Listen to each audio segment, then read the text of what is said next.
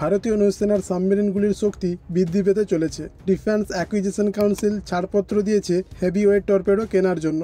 এই torpedo কালবেরি class সাবমেরিনগুলির attack করার ক্ষমতাকে অনেক গুণ বাড়িয়ে দেবে। ওয়েস গ্রুপের সাথে আগের ডিলটি ক্যান্সেল হয়ে যেতে এই প্রস্তাবটি এখন অনুমতি পেল।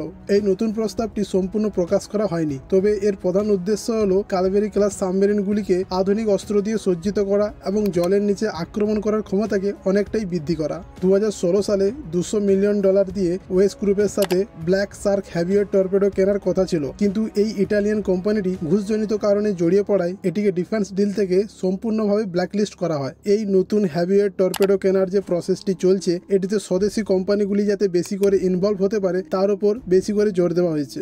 এই ডিলটি সরাসরি ভারতীয় সাবমেরিনগুলির ওপর প্রভাব ফেলবে। তাদের অ্যাকচুয়াল রেঞ্জের বাইরে গিয়ে শত্রুকে আঘাত হানতে সক্ষম হবে এবং ভারতের সমুদ্র সীমানাকে অনেকটাই সুরক্ষিত রাখবে। ইন্ডিয়ান আর্মি তাদের সামরিক সক্ষমতাকে আরও এক ধাপ বৃদ্ধি করার জন্য canister launch anti armour loiter munition system কেনার চিন্তাভাবনা করছে। এই প্রজেক্টের জন্য গ্লোবাল টেন্ডার ডাকা হবে যাতে ভারতীয় সেনা সবচেয়ে আধুনিক লয়টারিং সিস্টেম ব্যবহার করতে পারে। সোলার ইন্ডাস্ট্রিজ, নাগাস্ত্র 1 এবং টাটা অ্যাডভান্স সিস্টেম লিমিটেডের LM-50 মতো স্বদেশি অ্যান্টি আর্মার অস্ত্র ভারতীয় সেনা ব্যবহার করছে। পলিশ ওয়ারমেট লয়টারিং মিউনিশনও সার্ভিসে যুক্ত করা হয়েছে। ইন্ডিয়ান ডিফেন্স সেক্টরও খুব সক্রিয়ভাবে নিযুক্ত আছে এই সিস্টেম ডেভেলপ করার জন্য। আর এরই ফসল হচ্ছে উচুক সিস্টেম, যেটি রেডন সিস্টেম ডেভেলপ করেছে। এই টেন্ডার প্রসেসে এভিসেন সিস্টেম, ইউভিসেন এয়ার লিমিটেড এবং আদিত্য প্রিসিটেক প্রাইভেট লিমিটেডের মতো বড় প্লেয়ারগুলিও পার্টিসিপেট করতে চলেছে। এই ক্ল্যাম্প সিস্টেম স্পেসিফিক্যালি চাইছে টিউব লঞ্চ সিস্টেম, কারণ এর কতকগুলি অ্যাডভান্টেজের জন্য, যেমন খুবই তাড়াতাড়ি এটিকে ডিপ্লয় ও অপারেশনাল করা যায়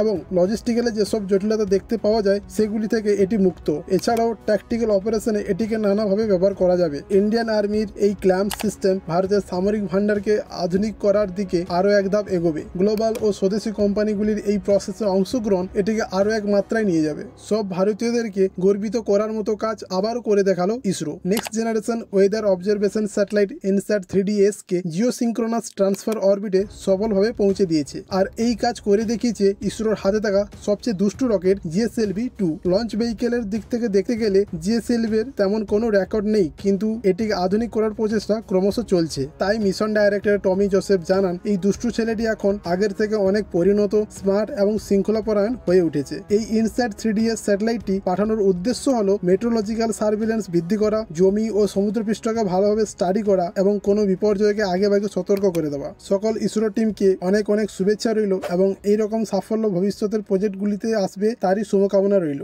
আজকে এই পর্যন্তই, দেখা হচ্ছে পরের ভিডিওতে। জয় হিন্দ।